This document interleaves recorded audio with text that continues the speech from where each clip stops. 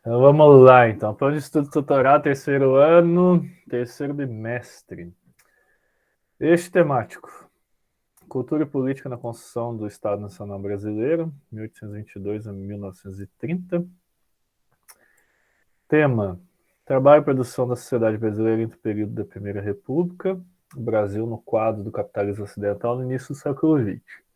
Então, a Primeira República a gente chama também de República da Espada. Então, República da Espada. Por que chama a República da Espada? Que são os militares que são os primeiros presidentes do Brasil, tá? Depois do Império. É lá o Marechal Deodoro e Floriano Peixoto. Habilidades. Analisar diferentes formas de sobrevivência dos libertos. Então aqui, no caso, está falando sobre escravidão e aqui em cima está falando sobre outra coisa, mas tudo bem. Conteúdos relacionados: cidadania e exclusão social na Primeira República, mudanças socioeconômicas no Brasil republicano, movimentos sociais e urbanos da Primeira República. Interdisciplinaridade. Há a possibilidade de aproximação de temática trabalhada nessa semana com os componentes de filosofia e sociologia, ampliando o debate acerca da situação dos libertos do Brasil no início do século XX. Habilidade de filosofia compreender diferentes conceitos de justiça. Habilidade de sociologia compreender a formação, a gestão e os conflitos de interesses presentes no espaço urbano. Então aqui temos um textinho, né, para variar, textinho bem grandinho, inclusive. Eu vou ler, comentar, depois as atividades, mais uns textinhos, mais uma atividade e já começa a semana 2. Então, como são só 3 questõezinhas, tranquilo para a gente fazer e dá tempo de boa.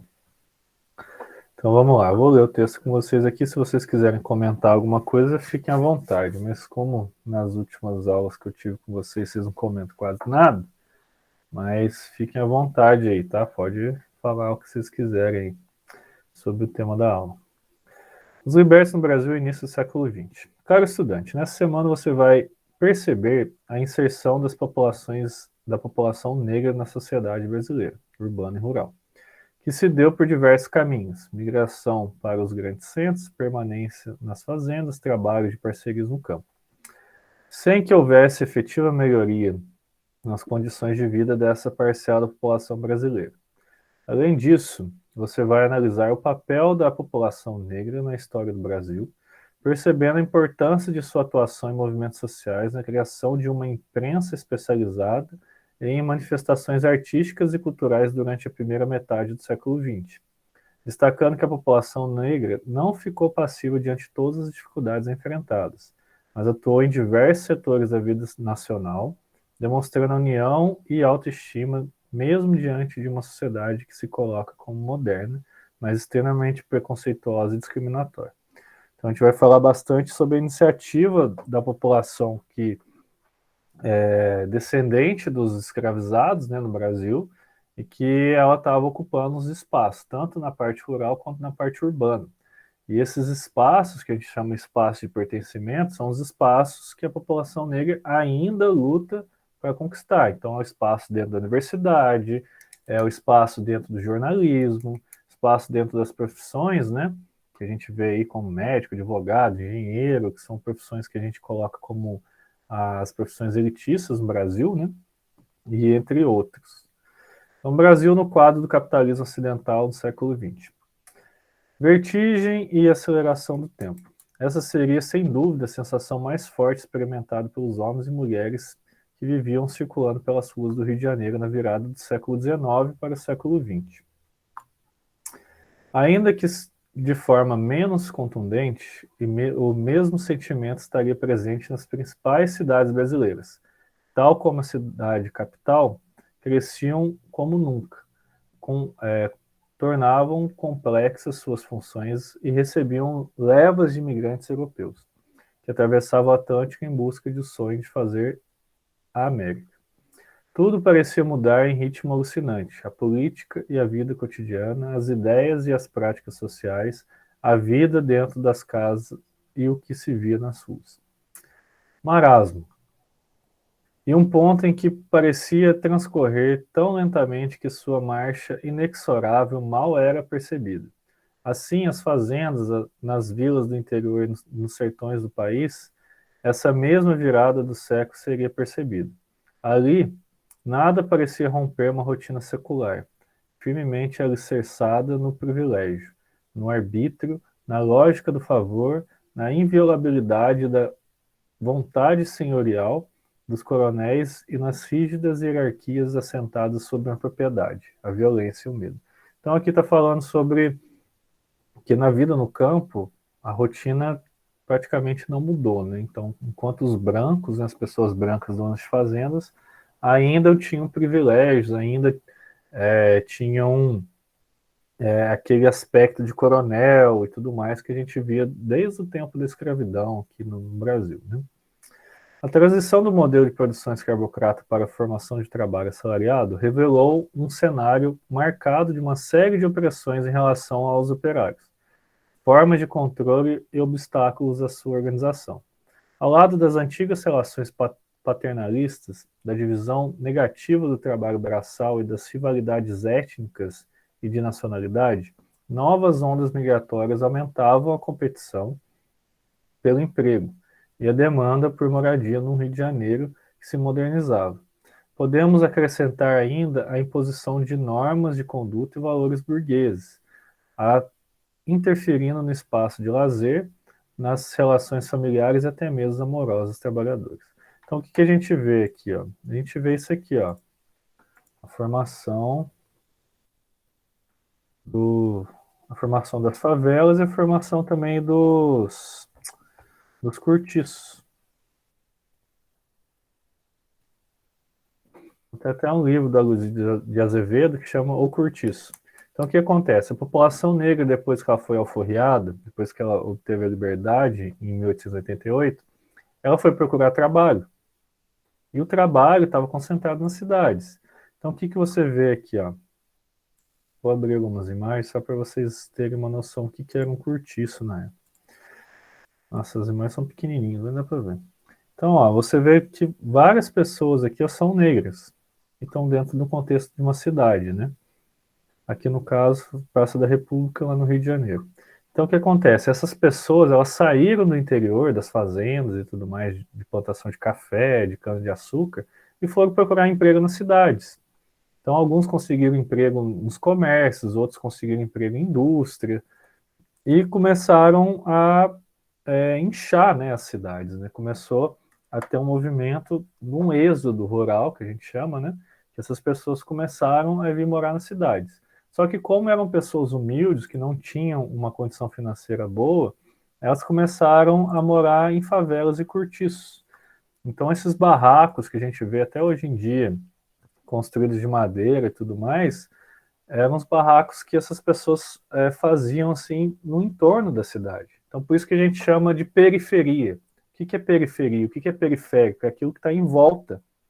Então, os centros das cidades eram lugares que normalmente as pessoas que eram ricas, né, na época, classe média alta e tudo mais, moravam, e as pessoas que eram descendentes de escravizados e tudo mais, moravam no entorno. Então a gente pode ver até hoje essa formação. Um exemplo que eu sempre mostro aqui pro pessoal, você já deve ter visto também, é a favela de Paraisópolis, em São Paulo. O que a gente pode ver aqui, ó? A favela de Paraisópolis, ela está encostada com um bairro nobre de São Paulo, que é o Morumbi. Então aqui, ó, a gente consegue ver aqui nos prédios o Morumbi e aqui a favela de Paraisópolis. Olha para você ver, ela está encostada com o Morumbi. E uma imagem que sempre está em vestibular, sempre o pessoal ainda questiona tal, a diferença tal, é essa imagem aqui, ó, o contraste, né? Então aqui a gente vê prédios que têm sacadas com piscina, né? Então, obviamente, um prédio desse, um apartamento desse deve custar milhões.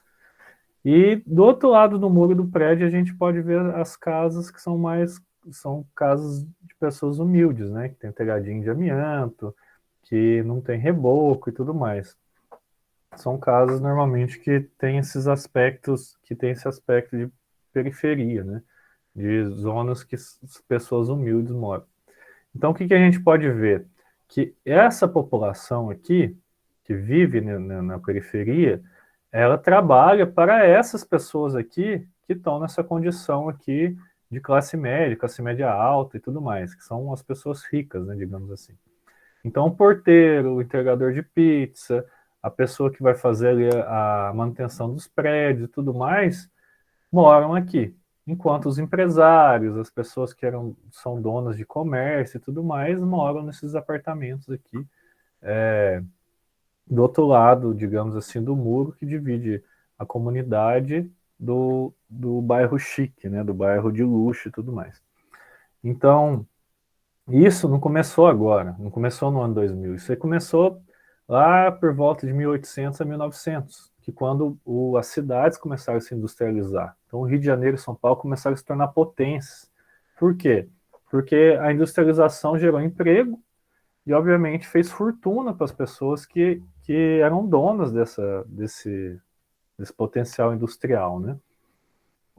Então, a transição do modelo de produção escravocrata para o formato de trabalho assalariado revelou um cenário marcado por uma série de opressões em relação aos operários, formas de controle e obstáculos à sua organização.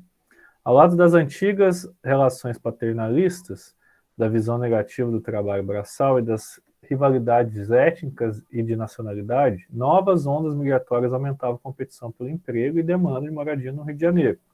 Então aqui está falando do Rio, mas em São Paulo, em outras localidades também aconteceu, tá? Então só permitir aqui a Evelyn entrar. Olha lá, as condições existentes nos espaços urbanos e rural demonstram como foi o complexo universo brasileiro dos primeiros anos do século XX.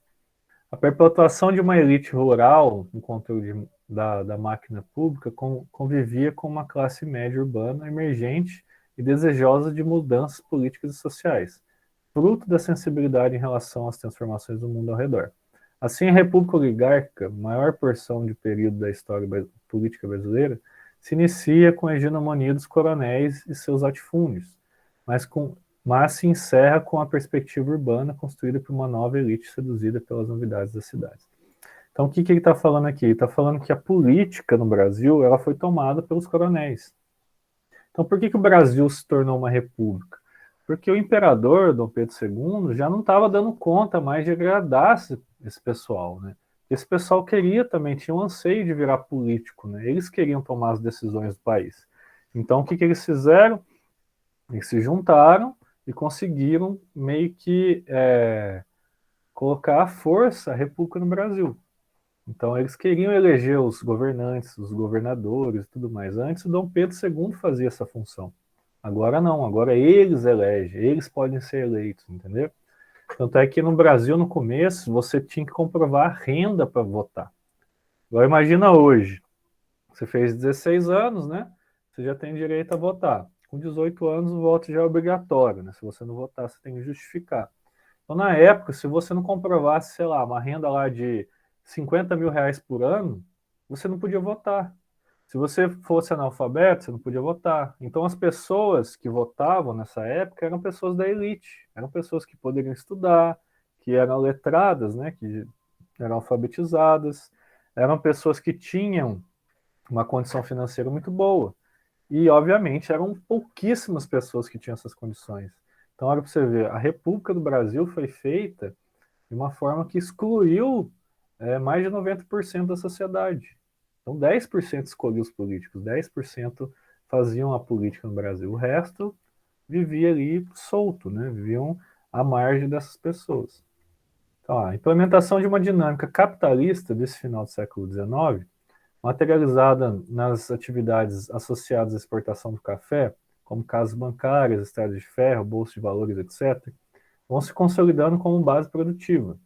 Isso faz com que parte da oligarquia agrária se transforme numa florescente burguesia, estabelecendo novas relações sociais e mudando desde as características do mercado de trabalho até o funcionamento do Estado.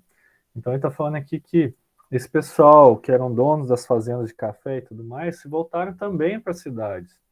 Então eles começaram a exercer um papel de empresários, fazendo estradas de ferro, mexendo na bolsa de valores, coisas que a gente vê nas cidades, né? A gente não vê isso no campo. Então, essa parte de industrialização, de moradias, assim, que você consegue condensar várias pessoas morando num espaço pequeno, com criação dos prédios, cortiços e tudo mais, fez com que as cidades inchassem, que esses barões do café e tudo mais, esses grandes fazendeiros, investissem na parte da industrialização também, né? Olha lá, o negro cativo e posteriormente liberto, de acordo com essa nova perspectiva econômica, se tornava uma peça obsoleta. No contexto da Primeira República, os ex-escravizados, além de serem discriminados pela cor, somaram-se à população pobre e formaram os indesejados dos novos tempos, os deserdados da República. O aumento do número de desocupados, trabalhadores temporários, mendigos e crianças abandonadas nas ruas redunda também em um aumento da violência, que pode ser verificada pelo maior espaço dedicado ao tema nas páginas dos jornais. Então, o que acontece? Essa massa de escravizados que foi liberta, né, da condição de escravo, muitos não conseguiam emprego. Então eles precisavam comer, eles precisavam se vestir, eles precisavam viver, né? Então o que acontece? O aumento da criminalidade, ele surgiu a partir do momento que essas pessoas foram procurar oportunidades. E como não foi dada a elas a oportunidade, não foi dado a elas como fala, projetos do fim da escravidão, projetos que incluiriam essas pessoas que eram escravizadas no modelo econômico do Brasil, o que aconteceu? Elas ficaram aquém da sociedade. Então, a violência até hoje está muito ligada a isso. As comunidades que têm falta de infraestrutura, por exemplo, água encanada, esgoto, não tem escola, não tem hospital e tudo mais, a população vive ali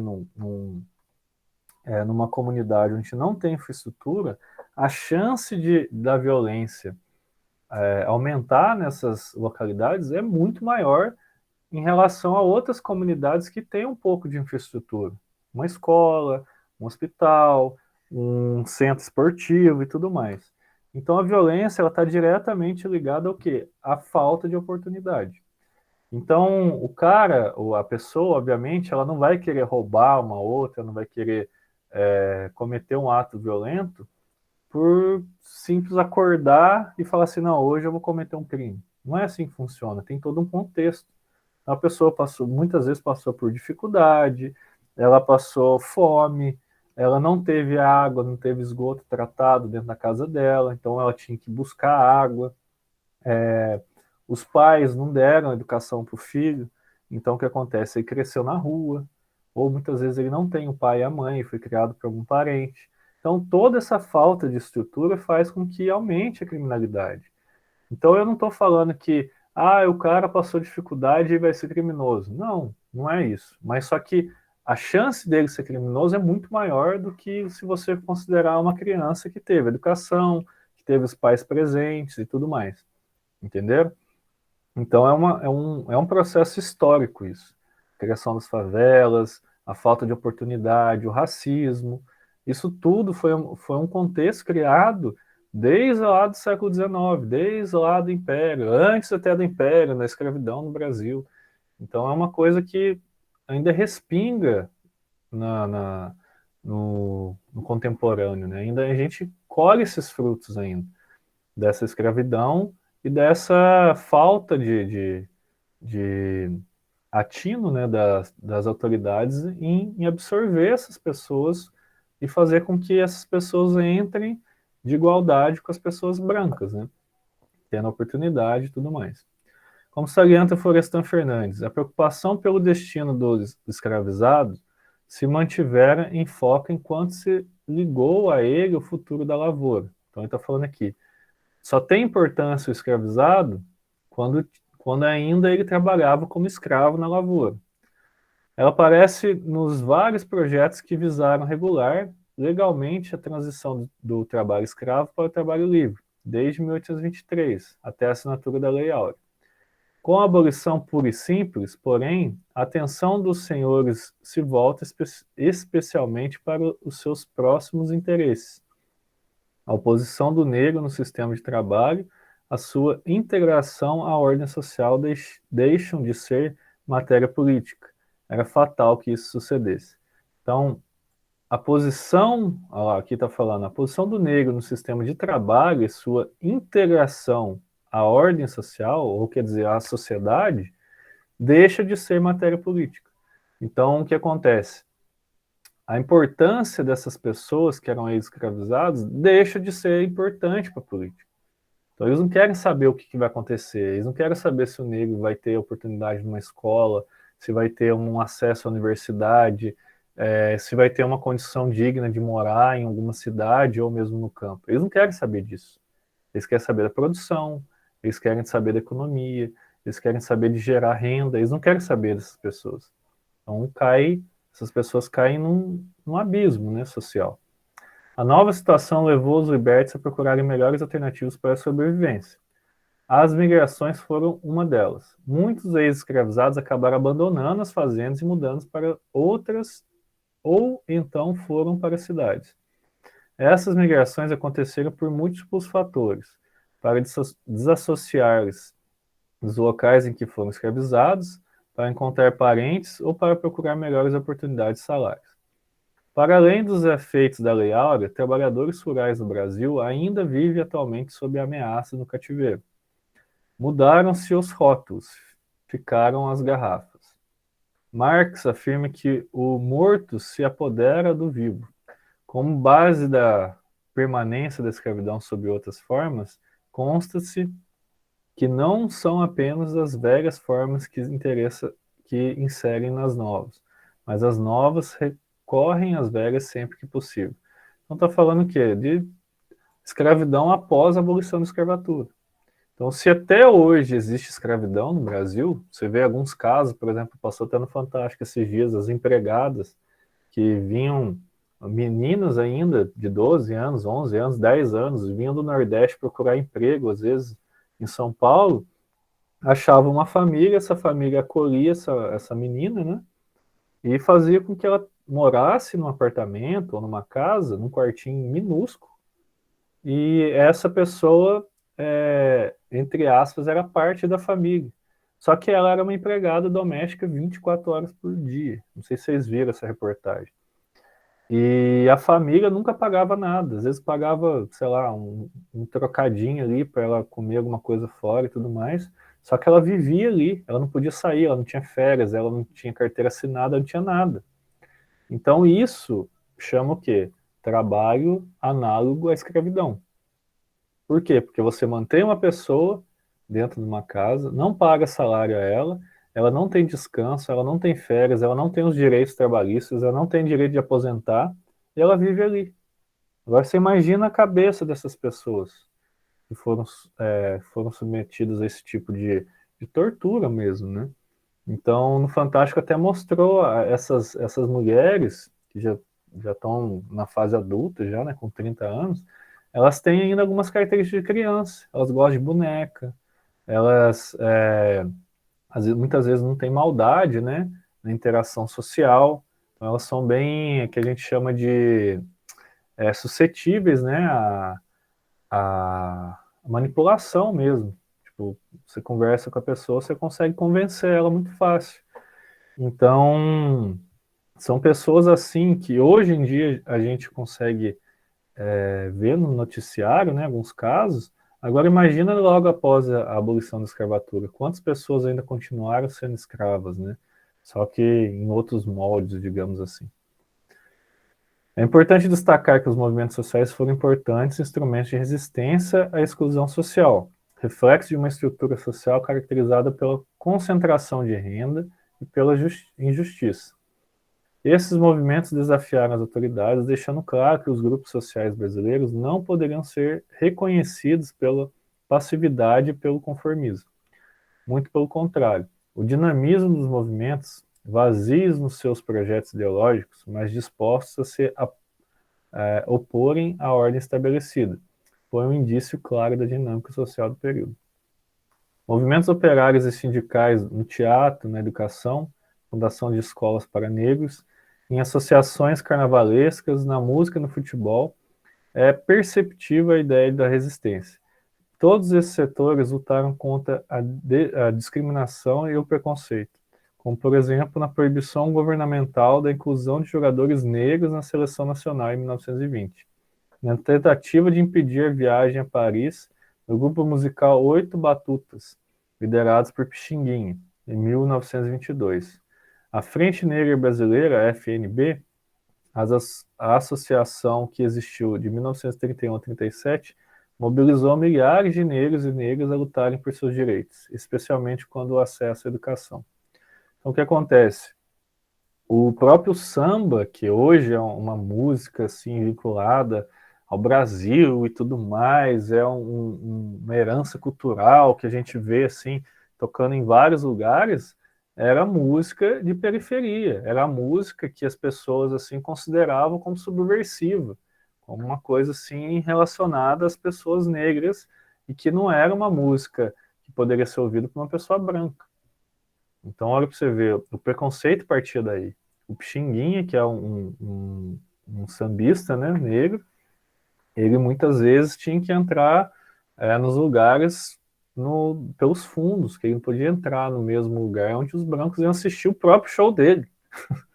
Então, alguns, obviamente, algumas pessoas brancas na época ouviam samba e tudo mais, só que os artistas eram tratados de forma grotesca, de forma extremamente racista, né? Então, o que a gente vê hoje, que a cultura nossa, principalmente na música e tudo mais, e que outras vertentes da música, né, como o funk, o samba, o rap e tudo mais, que são de origem, que tem origem no Brasil também, né? Não o rap, o rap tem origem americana. Mas são músicas assim, o blues também nos Estados Unidos, são músicas de origem que têm as suas fontes, né, originárias da África, de pessoas que vieram da África como escravizados. Então, e esse preconceito aí foi enraizado nas pessoas e no que a cultura delas exemplificava para a sociedade, né, ressaltava para a sociedade. Então, isso no Brasil foi tipo, muito sério, né, muito forte nesse começo. Então, as pessoas, por exemplo, os negros não tinham acesso nem à escola. Então, a Frente Negra Brasileira teve que até lutar para que as pessoas que eram pretas pudessem ter acesso à escola. Então, isso não faz tanto tempo, né? Aí pra você ver. 1930, se você for considerar o tempo, não faz tanto tempo assim. Não faz tanto tempo. Então, é uma coisa que está bem próxima da gente, que a gente colhe esses frutos até hoje. Então, aqui tem algumas sugestões, né? O trabalho lá, Botequim, Cotidiano dos Trabalhadores do Rio de Janeiro, sugestão documentário. Então, isso aqui é bacana, gente. Se vocês tiverem a oportunidade depois de ver, ó, tem no YouTube. Só clicar no linkzinho aqui que abre o videozinho no YouTube. Daí depois para vocês assistirem. Eu assisti alguns, se eu não me engano. Então tá falando sobre abolição, falando sobre aulas que caem no Enem e tudo mais. Então é bem bacana vocês assistirem. E vamos para os exercícios. Alguma dúvida sobre o texto? Vocês querem fazer algum comentário? Alguma coisa que vocês não entenderam? Que às vezes eu falei muito rápido. Tranquilo? Fala comigo aí. De buenas ou não? Não entendeu nada. Ô, Guete, tá dormindo? Oi, que dormindo que assim? Ela tá me Entendeu tirando. tudo? Que? Entendeu tudo? De. É? Então explica pra mim, então. Ah, isso me apertou, né? Não, mas eu entendi o que você tava falando. Você falou muita coisa, afinal. Ai, ai. Eu adoro fazer isso com os alunos. Entendi tudo, professor. Falei, tá, então explica pra mim. Ai, não sei. Mas você tava falando sobre. É bem complicado, né? Porque o texto é longo, tem vários. É. E qual que era o Fala. tema do texto? Ai, olha o título aí. Ai, Ah, gente, Jorge, só, para com só isso. você mesmo, Só velho. Só você mesmo. Olha o título do texto, ó, Brasil no quadro do capitalismo ocidental do século XX. Se você ler só o título, às vezes não tem tanto a ver com o que está escrito. Está falando É, sobre. comentou sobre tanta coisa, sobre questão da É, sei lá, com, né? isso. O tempo atrás lá que os negros, né? Não tinha seu lugar, que hoje em dia tem essa consequência de antes. Isso Ah, aí. eu prestei atenção sua, porque pô, elabora. As palavras é meio difícil. Aham, tá bom. Mas é isso aí, mano. Se eu souber, você já entendeu o básico, já tá ótimo. Isso aí é questão também de atualidade. É história, mas a questão tá aí. Eu ia o texto a seguir para resolver as questões 1 e 2. Fim da escravidão. Migrações e imigrações. A aurora do regime republicano dava-se em meio a transformações demográficas e sociais, que liberavam a população e franqueavam novos destinos geográficos às esperanças de sobrevivência de muitos velhos novos brasileiros. Mutações difíceis, todavia, as grandes cidades surgiam no horizonte como espaço das novas possibilidades de vida, do esquecimento das mazelas do campo, da memória do cativeiro. Novos habitantes vindos das antigas senzalas e casebres do interior do país ou dos portos estrangeiros somavam-se aos antigos escravos, forros e brancos pobres que já inchavam as cidades imperiais. E junto a eles aprendiam a sobreviver na instabilidade que marcaria suas vidas também em seu novo habitat. Movimentar-se-iam todos eles pelas ruas alvoroçadas em busca de empregos e de tetos baratos para abrigar-se, num deslocamento contínuo que fundia vivências, experiências, tensões e espaço. Legal o texto, gostei. Martins Paulo César Garces, Habitação e Vizinha, Limites da Privacidade no Surgimento das Metrópoles Brasileiras. Segundo o texto, quem eram os novos habitantes das cidades? O que procuravam? E aí? Quem eram os habitantes? Eram os ex-escravizados e os imigrantes europeus. E também japoneses, né? Europeus, vírgula, e japoneses. Depois de um tempo vieram os japoneses. Então, esses ex-escravizados foram para cidades e também está falando aqui sobre os imigrantes, né? Está falando aqui, cadê? Aqui, ó. Migrações, que é dentro do próprio território, e imigrações, que é fora do país, tá? Então, migrar é quando você sai, por exemplo, de Minas Gerais e vai para São Paulo, e imigrar é quando você sai do Brasil e vai para os Estados Unidos, por exemplo. Está imigrando. Analisa o trecho. Esperanças de sobrevivência de muitos dos velhos e novos brasileiros, associando a situação da população negra no Brasil no século XX. Então ele está falando aqui dos velhos e novos brasileiros. Os escravos eram considerados como cidadãos? Sim ou não? Não. Não. Por que eles não eram considerados como cidadão? Porque eles tinham carta de posse. Então, por exemplo, se vocês fossem fazendeiros na época e tivessem lavouras lá e tudo mais, vocês tinham alguns documentos que falavam quantos escravos você tinha. Então, eles eram considerados como produtos mesmo, tá? Bens de consumo. Então, os escravos eram pessoas que iam te servir como um bem de consumo hoje em dia. Então, eles não eram considerados como brasileiros. A partir da Lei Áurea, da Alforria, eles todos eram considerados brasileiros, porque eles são nascidos no Brasil, vivem no Brasil e tudo mais. Então, ele quer associar isso com a situação da população negra no século XX. Então, o que acontece? Como que a gente pode associar? A associação desses novos brasileiros se dá a partir da abolição da escravatura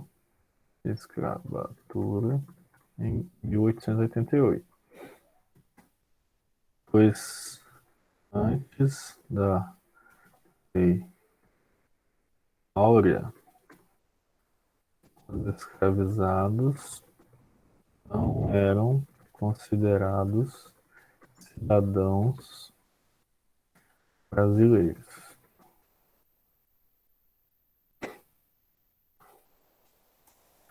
Então, não associando a situação Poço Negra, a situação dos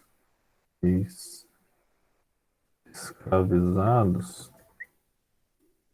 não mudou muito de cenário.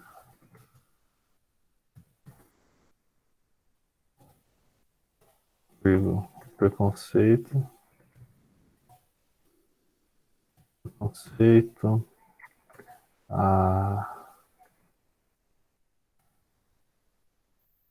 trabalho,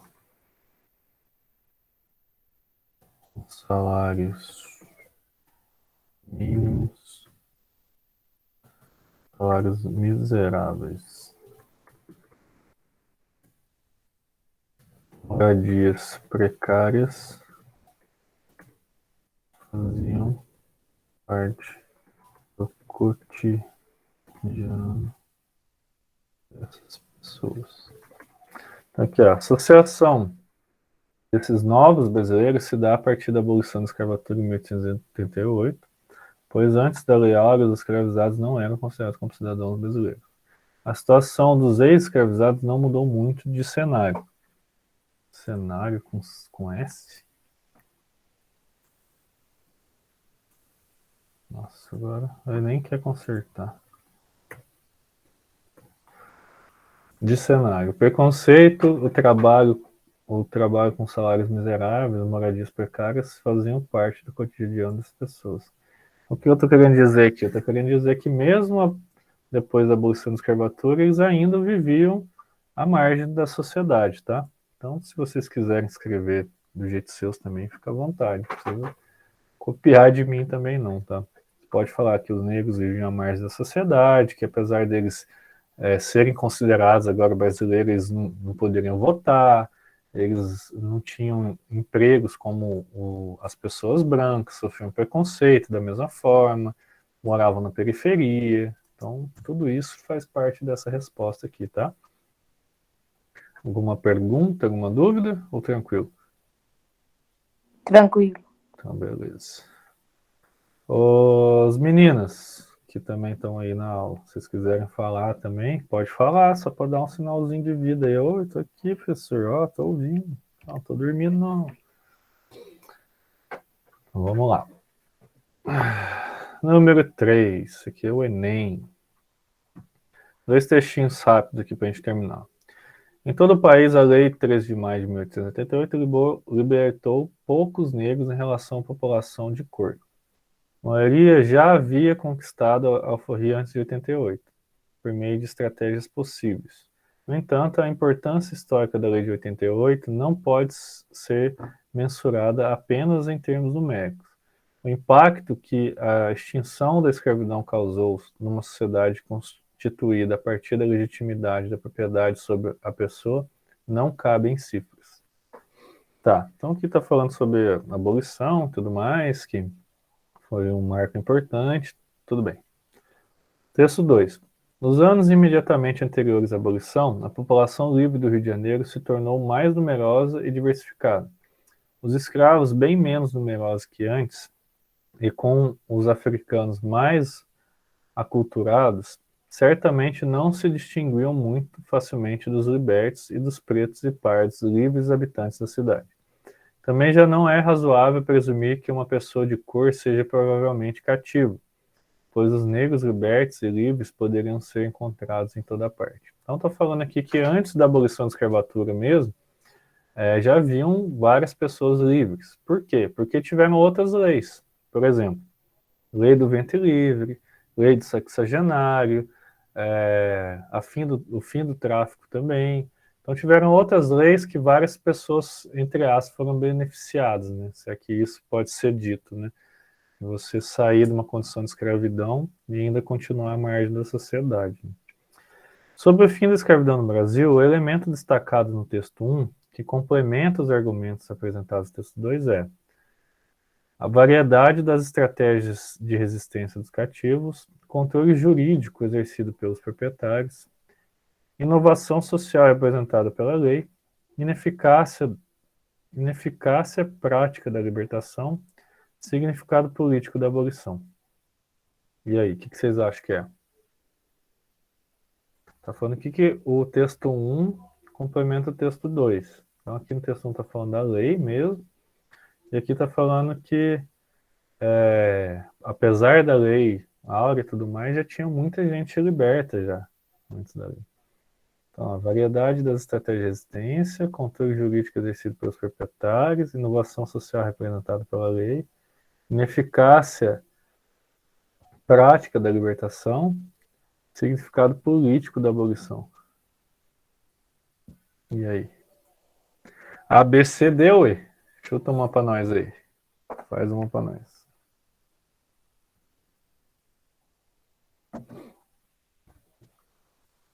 Vocês não vão nem falar a letrinha?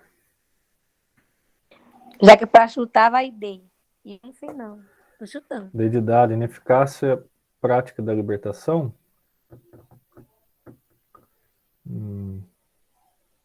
Eu tô entre essa e essa aqui. Inovação social representada pela lei, variedade de estratégia de resistência dos cativos. É uma dessas duas. Nem eu sei, o pessoal não coloca gabarito para mim. Vou pesquisar na internet, qual. Vamos lá.